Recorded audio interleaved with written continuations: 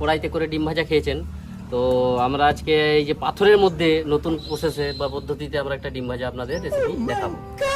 ডিমটা আমি বাটির মধ্যে ভালো করে ফাটিয়ে গুলিয়ে নেব।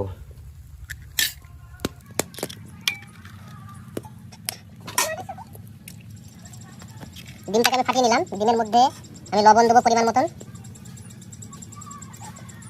লঙ্কার গুঁড়ো দেবো, অল্প হলুদ গুঁড়ো দেবো। তো ডিমটাকে আমি গাইজ ফাটিয়ে নিচ্ছি ভালো করে। তো গাইজ আমরা এখন ডিমটা যে ফাটানো হয়ে গেছে, এখন পেঁয়াজ কলি আর এগুলো লঙ্কা তুলে নিয়ে আসবো। কলি দিয়ে ডিমটা ভাজবো। কুচি কুচি লঙ্কা হয়েছে।